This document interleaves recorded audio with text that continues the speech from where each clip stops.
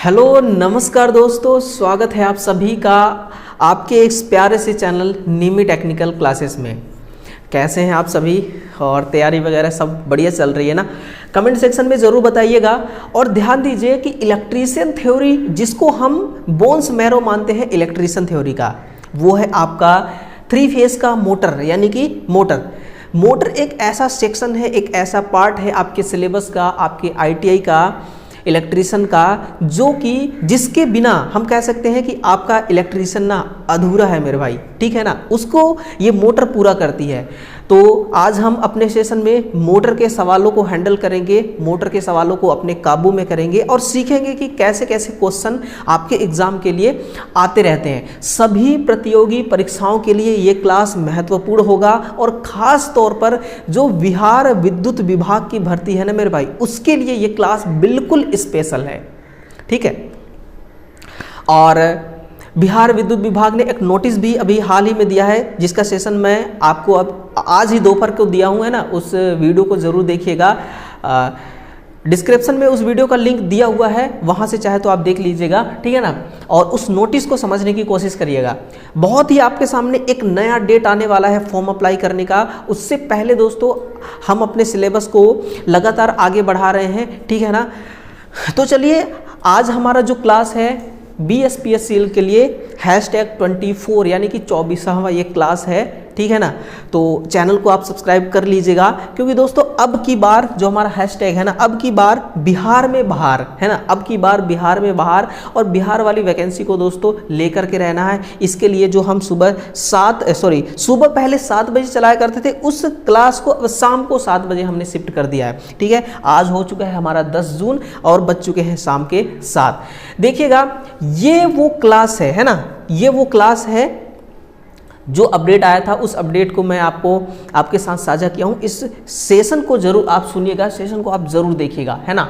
और जो भी हम क्लास देते हैं उसका PDF अपने इस टेलीग्राम चैनल पर डालते हैं, तो टेलीग्राम को जरूर ज्वाइन करिएगा। टेलीग्राम एक ऐसा प्लेटफॉर्म है, टेलीग्राम एक ऐसा देखिए प्लेटफॉर्म हम कहते हैं कि जहां पर कोई सा भी, चाहे वैकेंसी के रिगार्डिंग, चाहे किसी भी प्रकार का नोटिस आता है ना, सबसे पहले उसको वहीं पर डाला जाता है ना? तो आपको जब ज्वाइन करेंगे आप इस टेलीग्राम को, तो वहाँ से भी आपको नोटिफिकेशन आता है, एक मैसेज आता है ना? तो आपको पता चलता है कि हमने ज़रूर कुछ ना कुछ अपडेट आपको दिया है, तो इसलिए ज्वाइन करिएगा और PDF के लिए भी ज्वाइन कर लीजिएगा, ठीक है? चलिए, बहुत ही बढ़िया क्वेश्चन आपके लिए लेकर के आया हूँ। हर कोई आंसर कमेंट सेक्शन में देगा, किस क्वेश्चन का आंसर क्या होने वाला है। ऐसा में आपका कॉन्फिडेंस भी बूस्ट होगा, है ना? आत्मविश्वास जिसको हम कहते हैं, आत्मविश्वास जो है ना, वो ज़्यादा पावरफुल होना चाहिए। एग्ज़ाम में कौन काम आता है बताइए, कमेंट करके बताइए। एग्ज़ाम में कौन काम आता है? एग्ज़ाम में क्या मैं काम आऊँगा? नहीं, मैं तो काम नहीं आ सकता, है ना? एग्ज़ाम में कौन काम आता है? कॉन्फिडेंस काम आता है ना? आत्मविश्वास काम आता है, ठीक है मेरे भाई? देखिएगा, पहला क्वेश्चन है आपके लिए, है ना? बहुत ही बेहतर क्वेश्चन है। पहला क्वेश्चन आपसे क्या पूछा जा रहा है कि डेल्टा में डिजाइन की गई मोटरों की अपेक्षा स्टार में डिजाइन की गई एक ही हार्स पावर की मोटरों का साइज कितना होगा। यानी कि आपसे कहा गया है कि एक मोटर ये है ना? एक मोटर ये है और दूसरी मोटर ये है, दोनों 1-1 HP के हैं, समझिएगा। ये भी 1 HP का है और ये भी 1 HP का है, लेकिन ये स्टार में डिजाइन किया गया है और ये डिजाइन की गई है डेल्टा में। किसका साइज बड़ा होगा, यही आपसे कंपैरिजन करना है ना? और इसी प्रकार के सवाल ना ज़्यादातर पूछे जाते हैं, इसी प्रकार के सवाल ज़्यादातर पूछे जाते हैं। तो आंसर देखिएगा, स्टार वाला क्या होगा? स्टार वाला बड़ी होगी, है ना? नोट करिएगा, स्टार वाली बड़ी होगी और जो डेल्टा वाली है ना मेरे भाई, ये थोड़ी छोटी होगी, है ना? हल्की फुल्की छोटी होगी, ऐसा नहीं कि बहुत ज़्यादा छोटी होगी, लेकिन आप देखेंगे तो इसकी साइज़ हमेशा छोटी रखी जाती है, इसकी साइज़ बड़ी। तो आप क्या लिखेंगे? ऑप्शन नंबर B को करेक्ट करेंगे, ठीक है ना? बताइए, चीज़ें समझ में आ गई ना? इसी प्रकार से दोस्तों हर एक क्वेश्चन को समझते हुए हम आगे बढ़ेंगे, है ना? हर चीज़ों को, हर प्रश्न को हम जो कंसेप्ट होता है ना, उसको क्लियर करते हुए आगे बढ़ने वाले हैं, ठीक है? ये रही आपकी दूसरी क्वेश्चन, है ना? ये रही आपकी आज का ये दूसरा क्वेश्चन है कि पिंजरा प्रारूपी त्रिकली प्रेरण मोटर की स्पीड कंट्रोल की जा सकती है। कैसे स्पीड को आप कंट्रोल कर सकते हैं? बाई लैंग्वेज क्वेश्चन है ना, बाई लैंग्वेज ऑप्शन भी है, क्वेश्चन भी है, हिंदी इंग्लिश दोनों मोड में है। आपके लिए समझने के लिए ना बढ़िया है।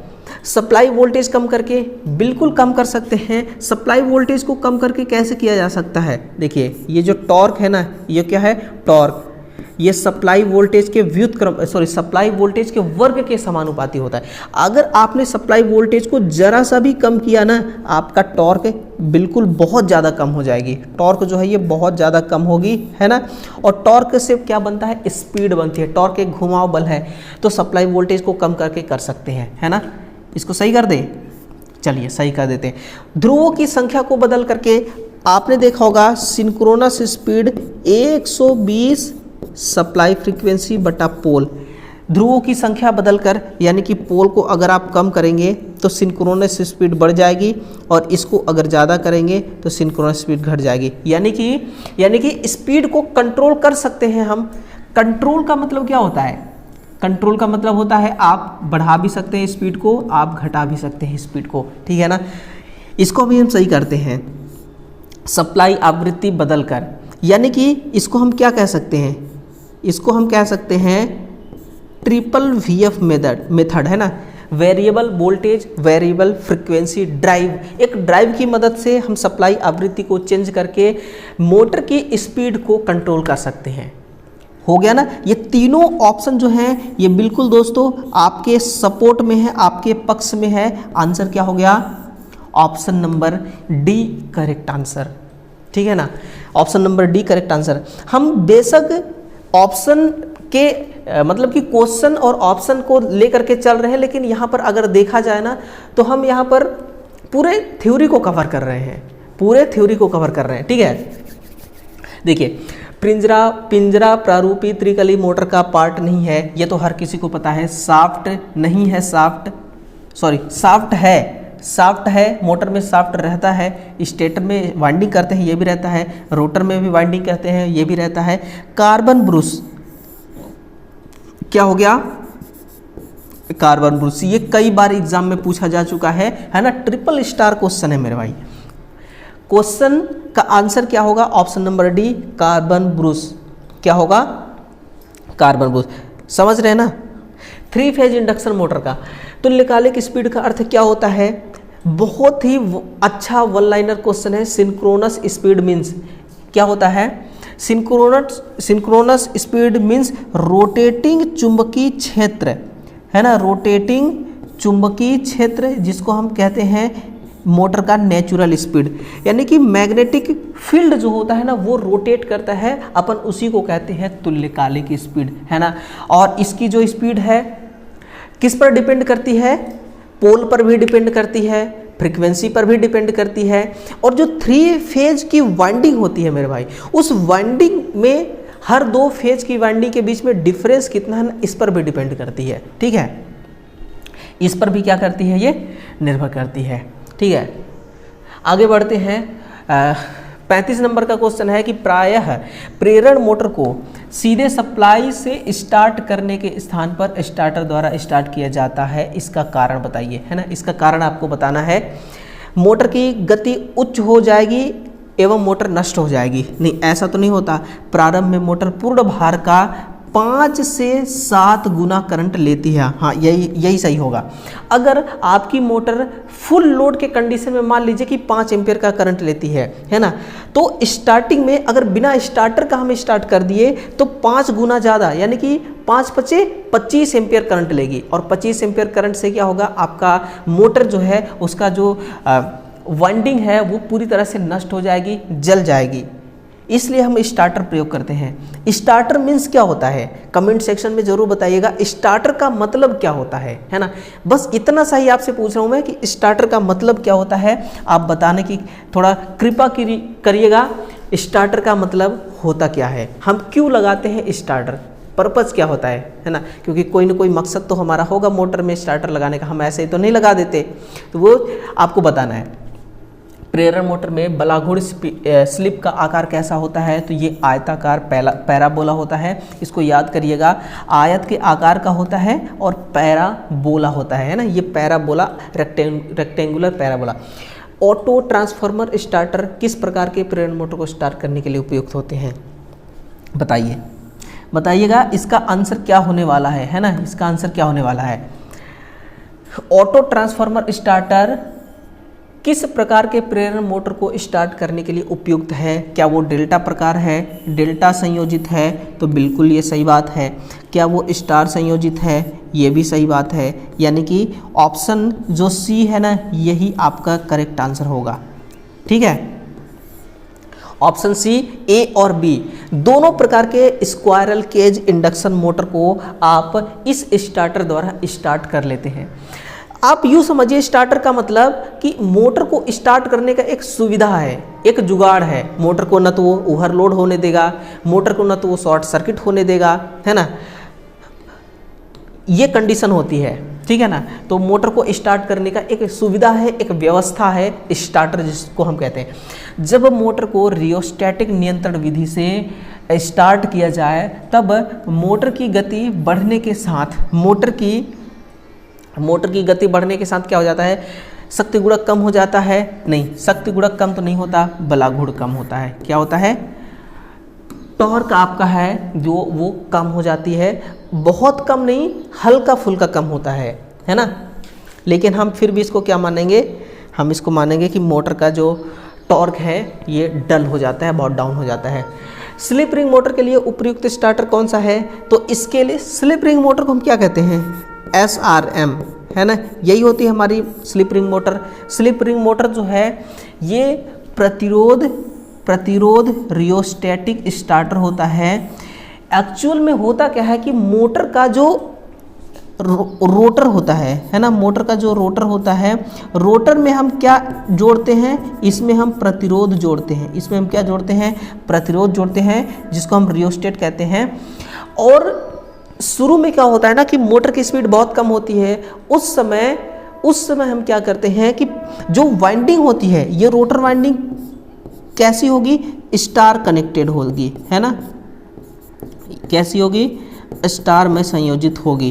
ठीक है ना, तो इस वाइंडिंग का प्रतिरोध बहुत कम होगा,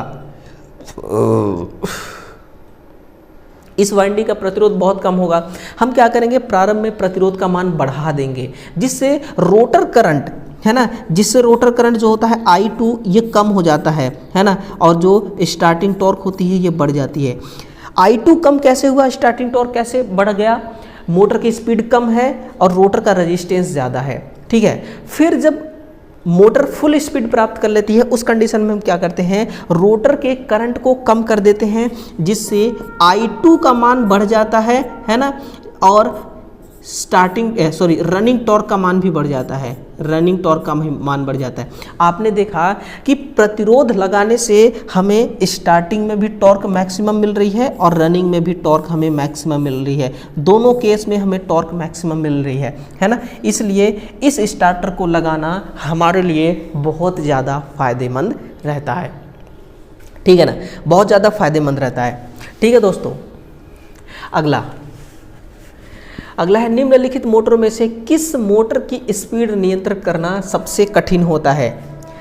आपने एक बात सुनी होगी कि डीसी मोटर जो होती हैं, चाहे वो कंपाउंड हो, शंट हो, सीरीज हो, इन सब की स्पीड कंट्रोल करना बेहद ही आसान है। ठीक है ना, तो फिर हम इसको नहीं लेंगे, इसका स्पीड कंट्रोल करना आसान है। स्लिप रिंग इंडक्शन मोटर का कंट्रोल करना क्या है? आसान है, क्योंकि स्टेटर वाइंडिंग का कोई भी दो फेज आपस में इंटरचेंज कर दीजिए, घूमने की दिशा चेंज हो जाती है। अब जब बात हम डीसी की करते हैं ना जनाब, तो डीसी का शंट हो या कंपाउंड हो, दोनों के लिए सेम बात होती है। बच कौन गया?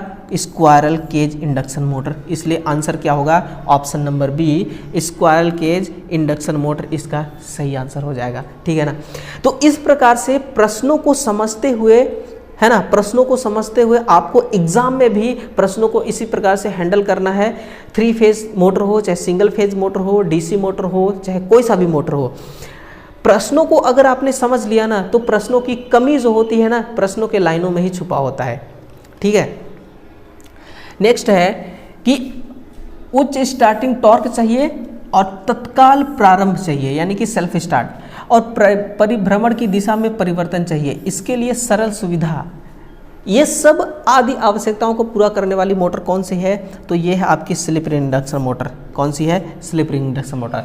उच्च स्टार्टिंग टॉर्क कैसे होता है मैंने बताया, तत्काल प्रारंभ, यानी कि कैपेसिटर लगाकर भी मोटर को स्टार्ट करते हैं, और फिर आपका शेडिंग रिंग लगाकर भी स्टार्ट करते हैं, और फिर आपका ये प्रतिरोध लगाकर भी। हमने प्रतिरोध लगा दिया, तत्काल प्रारंभ हो गया। परिभ्रमण की दिशा चेंज करने की सुविधा, दो मतलब कि स्टेटर वाइंडिंग के दो फेज को आपस में चेंज कर दीजिए, चाहे आर वाई को चेंज करिए, चाहे वाई बी को, चाहे बी और आर को चेंज करिए, है ना।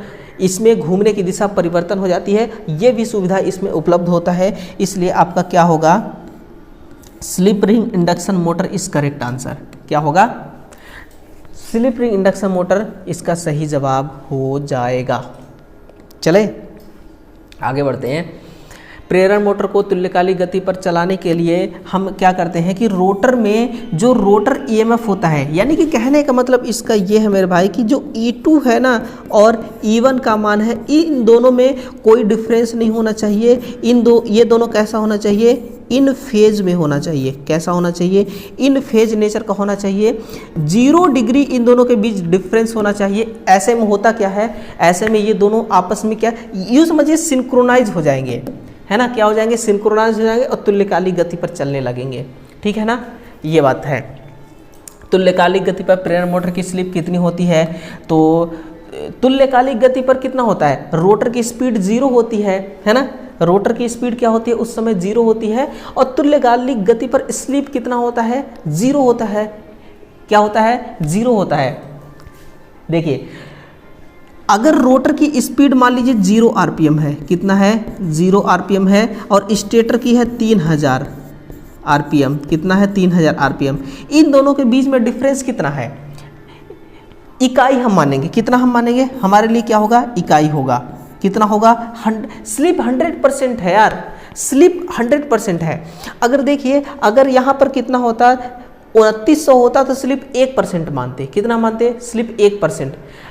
अब देखिए, हो सकता है कुछ लोग शून्य की तरफ जाएंगे, कुछ लोग किधर जाएंगे? शून्य की तरफ भी जाएंगे कि सर स्लिप यहाँ बिल्कुल भी नहीं है, स्लिप यहाँ पर बिल्कुल भी नहीं है ना। तो आपके लिए कौन सा ऑप्शन सही रहेगा? कौन सा ऑप्शन सही रहेगा? इकाई या शून्य वाली, है ना। कमेंट में जरूर बताइएगा, इकाई या शून्य वाली, इकाई या शून्य वाली। मैंने आपको बता दिया कि अगर मान लीजिए स्टेटर का चुंबकीय क्षेत्र 3000 आरपीएम पर घूम रहा है और रोटर खड़ी है, स्लिप कितना होगा? और अगर स्टेटर का घुमाव जो है वो 3000 आरपीएम पे है और रोटर 2900 आरपीएम पे है, यानी कि 100 आरपीएम का डिफरेंस है, तो फिर 1% का यहाँ पर स्लिप हो गया। कितना हो गया? 1% का स्लिप। कुछ लोग शून्य की तरफ जाएंगे, कुछ लोग इकाई की तरफ जाएंगे, है ना। हम शून्य को लेकर के चलते हैं, ठीक है। हम किसको लेकर के चलेंगे? हमारे लिए शून्य है ना। एक प्रेरण मोटर की सप्लाई वोल्टता एवं सप्लाई आवृत्ति दोनों परिवर्तन कर आधा करने पर क्या होगा? अब देखिए, इसमें ये फंसने वाला सवाल है। कैसा सवाल है? ये फंसने वाला सवाल है, थोड़ा ध्यान दीजिएगा। अब देखिए, यहाँ पर स्टार्टिंग टॉर्क जो होता है ये किसके समानुपाती होती है? के एक नियतांक होता है, ठीक है, I2 और E2 cos φ2, ठीक है ना। ये एक फॉर्मूला होता है स्टार्टिंग टॉर्क के लिए। तो इसमें देखा जाए, और एक बात और है कि जो रनिंग टॉर्क होती है मेरे भाई, वो E2 के वर्ग के समानुपाती होता है ना, और ये सप्लाई वोल्टेज के वर्ग के समानुपाती होता है। कहने का मतलब, अगर सप्लाई वोल्टेज को आप जरा सा भी कम करेंगे ना, रनिंग टॉर्क बहुत ज़्यादा कम हो जाएगी। E2 को थोड़ा सा भी कम करेंगे तो ये रनिंग वाली टॉर्क बहुत ज़्यादा कम हो जाएगी, है ना। तो हम क्या कहेंगे? उच्चतम बलाघूर्ण में अपरिवर्तन। अगर इन दोनों को एक साथ कर दिया जाए, इन दोनों को क्या कर दिया जाए? एक साथ कम कर दिया जाए, एक साथ आधा कर दिया जाए। बोला जा रहा है एक प्रेरण मोटर की सप्लाई वोल्टता और सप्लाई आवृत्ति दोनों को एक साथ परिवर्तन कर देंगे ना, तो कुछ नहीं होने वाला है। दोनों को एक साथ परिवर्तन कर देंगे तो क्या होगा? कुछ नहीं होने वाला है। अगर एक एक करके करेंगे, या तो वोल्टेज को करेंगे कम ज़्यादा, या फिर E2 को कम ज़्यादा करेंगे, तो ही आपको यहाँ पर फ़र्क देखने को मिलेगा। अगर दोनों को एक साथ कम ज़्यादा करेंगे तो कोई फ़र्क देखने को नहीं मिलेगा। तो उच्चतम बलाघूर्ण अपरिवर्तन रहेगा, उच्चतम बलाघूर अपरिवर्तित रहने वाली है ना। The highest will remain, answer क्या हो जाएगा, ऑप्शन नंबर बी सही जवाब हो जाएगा। ठीक है ना, समझ में आ गया। आपके लिए मैं लास्ट क्वेश्चन लेकर आया हूँ, प्रेरण मोटर की दक्षता लगभग कितनी होती है। लास्ट क्वेश्चन देखिए आसान ही होता है ना। ये 80 to 90%, कितना 80 to 90% is correct answer, option number c सही होगा, 80 से 90%। और सिंगल फेज इंडक्शन मोटर में देखा जाए तो बहुत कम होता है, इसीलिए हमने 3 फेज मोटर को लाया। हमने क्या किया, इसीलिए 3 फेज मोटर को लाया। ठीक है ना। चलिए आज का ये सेशन हमारा यहीं तक है, आपका और मेरा साथ यहीं तक है। ठीक है ना। और चलिए देखिए,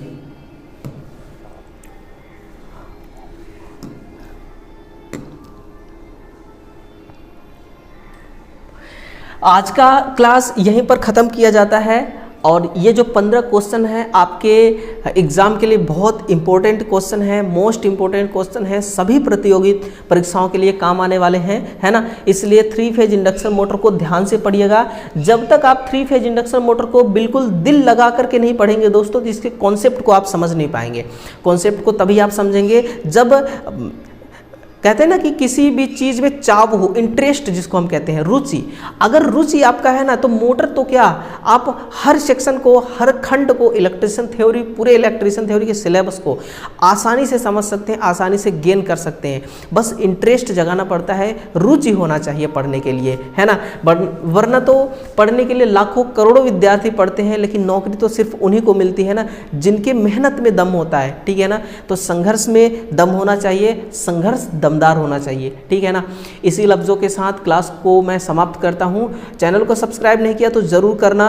कल शाम को 7 बजे फिर मिलते हैं एक इलेक्ट्रिशियन थ्योरी का एक और धमाकेदार क्लास के साथ दोस्तों, जिसमें 20 क्वेश्चंस होंगे और सभी क्वेश्चनों को आपके साथ मिल करके सॉल्व करने वाले हैं, है ना।